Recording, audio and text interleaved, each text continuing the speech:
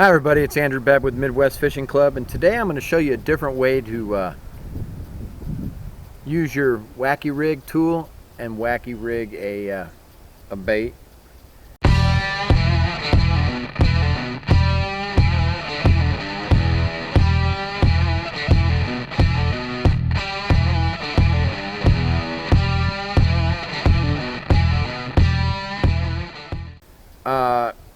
I've gone and I've done videos on regularly hooking it through, and that's a great way to do it.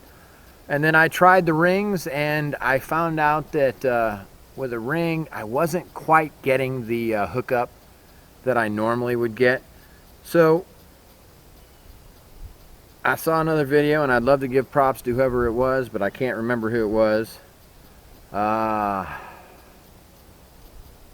No, I wish I could remember. But they use 2 rings, and the reason for it, I'm going to go ahead and put this on. Wacky rig tool, if you've never seen one before, looks something like this. You actually slide your worm into the about center way, and you have a bunch of rings on this end. Actually, I need to go and get some more rings because I'm almost out. But you'll slide it on about halfway through, and I'm going to slide 2 rings on. And there's a reason for this. The way I was fishing with the rings, and it'll make your worms last a lot longer. I mean, it will. There's no ifs, ands, or buts about it.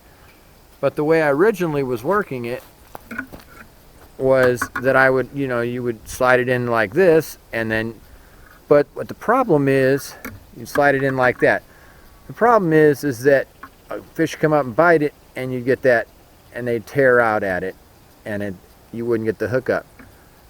Unlike the original way of doing it, let me get this, easier said than done now that I've hooked it.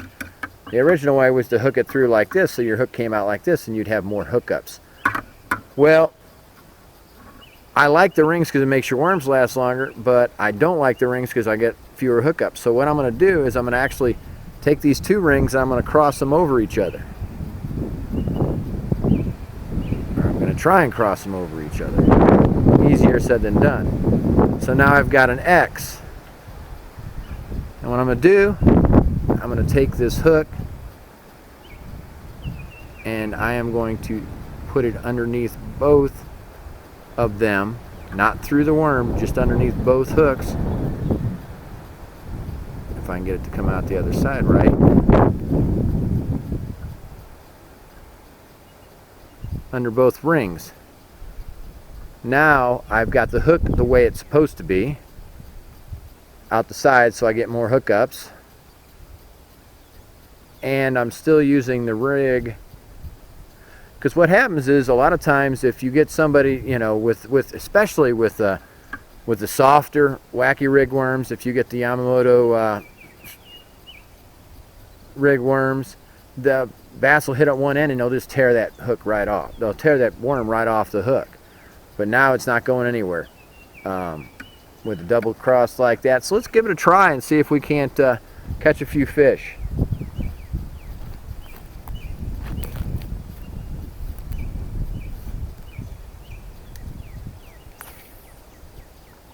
And with Wacky rigging, of course, you throw it out there and you let it sink to the bottom. It'll flutter down to the bottom, and you want to keep your eye on your line, because that's going to tell you if you have a strike, because they're going to hit it, and if they run towards you, you'll never know you got a hit.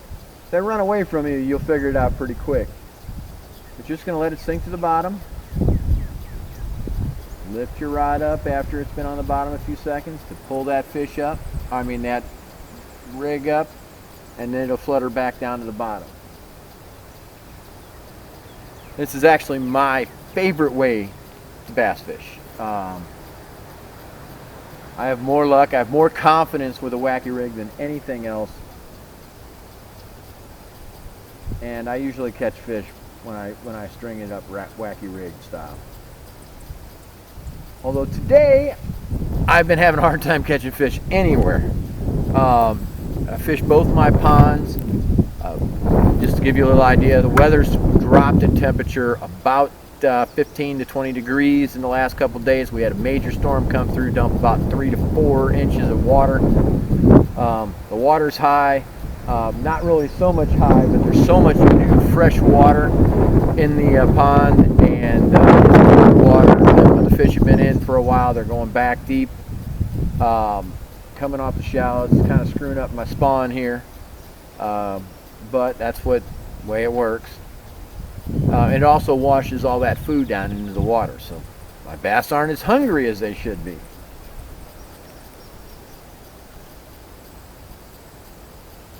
Just want to lift that rod tip up.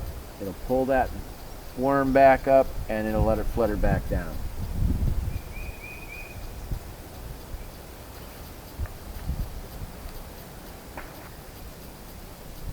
I've had a lot more success with hooking up the rings this way.